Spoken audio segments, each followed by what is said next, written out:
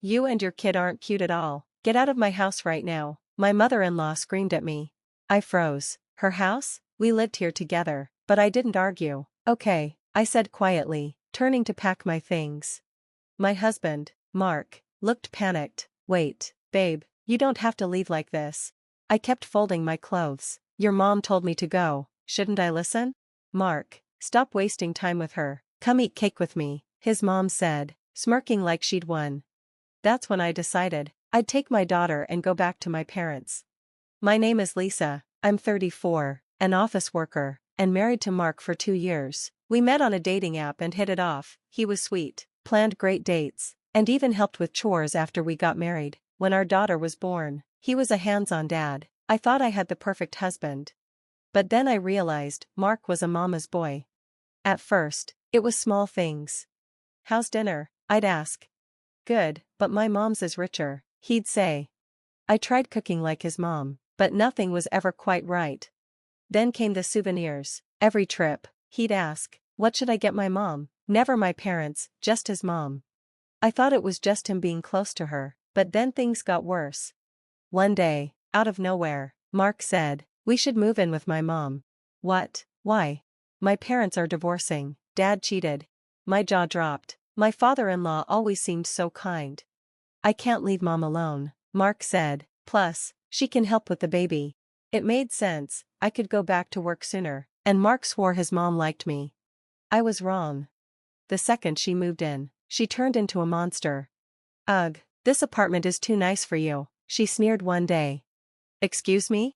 You only have this life because of my son, she yelled.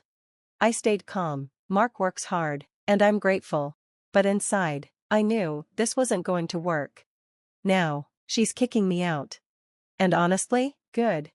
I'm done. I'll keep that in mind. At least you're obedient, that's good, she said with a smirk. From that day on, nothing I did was right.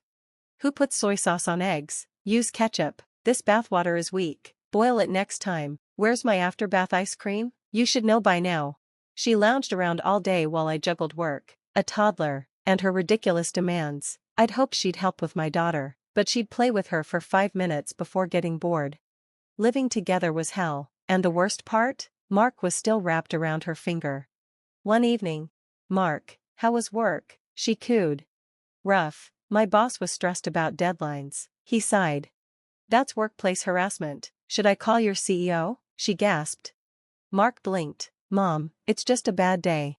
My angel is too forgiving. She clutched her chest like he'd announced he'd cured cancer. I nearly choked. Angel? He's a 34-year-old man who still asks mommy to fight his battles. I couldn't take it anymore. To stay sane, I enrolled my daughter in daycare and went back to work. When I told her, she exploded. Why do you need to work?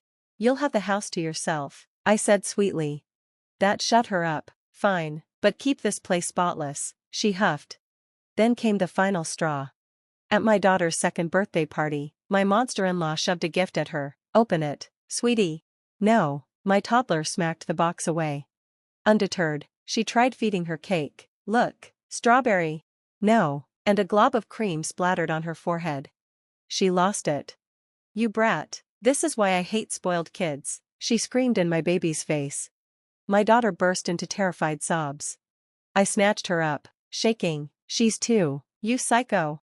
Ugh, worst grandchild ever, she spat. That's when I snapped.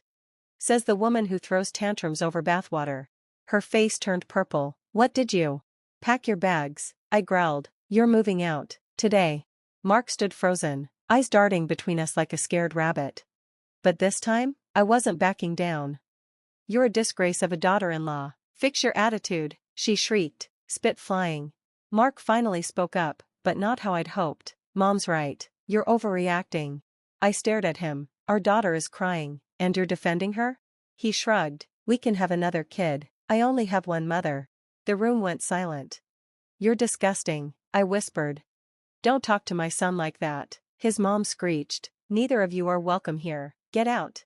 I froze. This house? Then it clicked. You're right, we're leaving. I grabbed my daughter's hand. Mark panicked. Wait, you don't have to. Oh, but I do, I said, throwing clothes into a suitcase. Enjoy your cake date. His mom smirked. Good riddance. 3 days later. I ignored 27 missed calls as I slid the divorce papers across my lawyer's desk. When Mark finally answered my call, he sounded relieved. So, the apartment stays with me, right? You left voluntarily. About that, I said sweetly, you'll need to start paying rent, 150,000 yen monthly. Are you insane? That's triple the actual. Actually, I cut in, it's my apartment, bought it with stock profits before we met. Surprise. Dead silence. Then, you own it? Yep, pay up or I'll sell it tomorrow. Where will my MOM live? He wailed. Not my problem, I sang, hanging up. The aftermath. My lawyer later told me. Mark looked like a zombie, drowning in child support and his mom's demands. Their unbreakable bond shattered when she realized he couldn't afford her lifestyle. At negotiations, they screamed "This is your fault," like a bad soap opera. Meanwhile, I sold the apartment for a fat profit, secured my daughter's college fund, moved in with my, actually supportive, parents. Now, I work, raise my amazing girl, and sleep peacefully. No more midnight demands for hotter bathwater. As for love, maybe someday, but first, I'll teach my daughter what real strength looks like. And I'll never, ever become the monster I left behind.